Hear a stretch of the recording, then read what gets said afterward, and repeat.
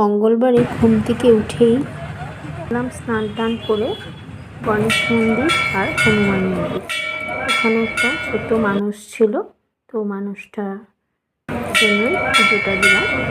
মানুষটা করেছিলাম অনেক বছর আগে, সেই দেব দিচ্ছি বলে হয়নি, তার জন্য এইবার সুযোগ পাওয়াতে দিয়ে দিলাম। কাছেই মন্দির, কিন্তু হয়ে উঠছিল না কোনো না কোনো কারণে। প্রথম দিলাম আমি গণেশ মন্দিরে পুজো, তারপর হনুমান মন্দির, কাছাকাছি একসাথে সব মন্দির আছে। মা আর মেয়ে মিলে চলে গেলাম আমার ছোটো মেয়েকে নিয়ে। পুজোটা সুন্দরই লাগলো, খুবই ভালো লাগলো। আপনাদের কেমন লাগলো আমার পুজোটা জানাবেন, আর আমাদের মন্দিরটা আপনাদের কাছে কেমন লাগলো এটাও জানাবেন। সবার মঙ্গল কামনা করেই পুজোটা দিলাম, ঘরেরও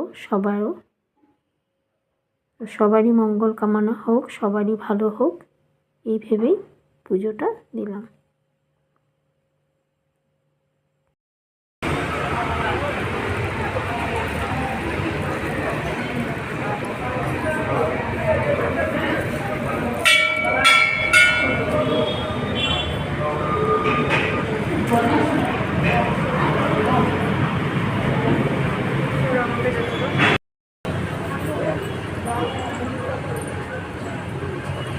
তোমার কাগজটা রাখো আগে।